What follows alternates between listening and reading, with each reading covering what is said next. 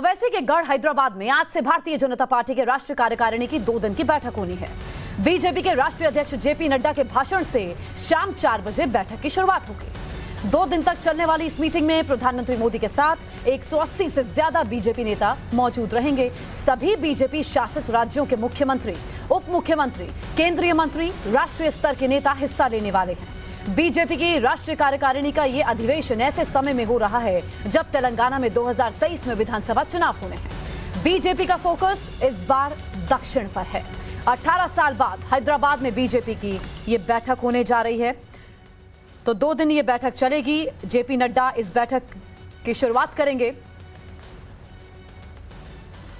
रविकांत राय हमारे साथ लगातार अपडेट इस खबर से जुड़ी पहुंचा रहे हैं। रविकांत, 18 साल बाद हैदराबाद में भारतीय जनता पार्टी की एक बड़ी बैठक होने जा रही है। 4 बजे जेपी नड्डा आगाज कर रहे हैं, प्रधानमंत्री भी पहुंचेंगे। थोड़ा सा आप बता सकें कि और क्या कुछ बैठक में बड़ा देखने को मिलेगा? कौन से बड़े मुद्दे होंगे जिस पर फोकस रहेगा?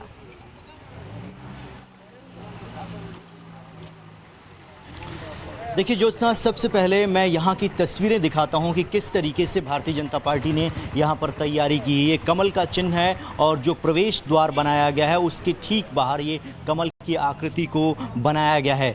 इसी के ठीक अंदर 1 किलोमीटर अंदर जो है वो भारतीय जनता पार्टी की जो राष्ट्रीय कार्यकारिणी की जो बैठक है वो होने जा रही है। ये नोवोटेल होटल है, इसके अंदर ही 2 दिनों तक भारतीय जनता पार्टी की राष्ट्रीय कार्यकारिणी की बैठक चलेगी। दूसरी तस्वीर आपको दिखाते हैं किस तरीके से यहाँ पर तेलंगाना में भारतीय जनता पार्टी की सरकार नहीं है, लेकिन इतने बड़े बड़े बैनर पोस्टर लगाए गए हैं और जहां से एयरपोर्ट स्टार्ट होता है और इस स्थान तक जहां पर भारतीय जनता पार्टी की राष्ट्रीय कार्यकारिणी की बैठक होने जा रही है, हर जगह आपको भारतीय जनता पार्टी के बड़े बड़े बैनर और पोस्टर दिखाई देंगे। वो इस बात का संकेत कि बीजेपी अपनी ताकत को एहसास कराना चाहती है। अभी तक साउथ में सिर्फ कर्नाटक को छोड़कर भारतीय जनता पार्टी किसी दूसरे स्टेट में अपना इम्पैक्ट दिखाने में लगभग नाकामयाब रही है। लेकिन उसको ऐसा लगता है कि 2023 में जब यहाँ पर विधानसभा के चुनाव होंगे तेलंगाना में, वहाँ पर भारतीय जनता पार्टी को एक बड़ी कामयाबी मिल सकती है। उसकी सबसे बड़ी वजह यही है कि जो मौजूदा सरकार है उसके खिलाफ एंटी इनकम्बेंसी जो है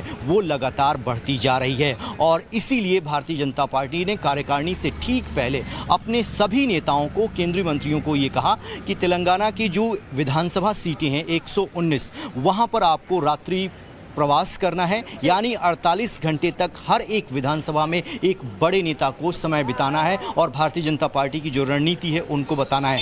आज के कार्यक्रम की रूपरेखा बता देते हैं अपने दर्शकों को। 2 दिनों तक ये कार्यकारिणी चलेगी। सबसे पहले पदाधिकारियों की बैठक होगी और जो जयपुर में मीटिंग हुई थी, जो जयपुर में एजेंडा तय हुआ था, उसको कितना हद तक पूरा किया गया है इसके बारे में जो पदाधिकारी हैं वो राष्ट्रीय अध्यक्ष को ब्रीफ करेंगे। उसके बाद 12 से 12:30 बजे के बीच में जो प्रधानमंत्री हैं वो एयरपोर्ट पर लैंड करेंगे, उनका भी भव्य स्वागत किया जाएगा। वो यहां पर आएंगे और राष्ट्रीय अध्यक्ष जेपी नड्डा के उद्बोधन के साथ ही कार्यकारिणी प्रारंभ हो जाएगी और आखिरी दिन प्रधानमंत्री का जब संबोधन होगा तो कार्यकारिणी समाप्त हो जाएगी। इन सब के बीच में बीजेपी का फोकस जो है वो साउथ इंडिया पर है। महाराष्ट्र में जिस तरह के राजनीतिक हालात बदले हैं उसका असर भी इस कार्यकारिणी में देखने को मिल सकता है। पार्टी अपनी विचारधारा और साथ ही सबको एक साथ लेकर चलने का आह्वान एक नए सिरे से करते हुए दिखाई दे सकती है। रविकांत, आप नजर बना के रखिए। अपडेट के लिए हम वापस लौटेंगे।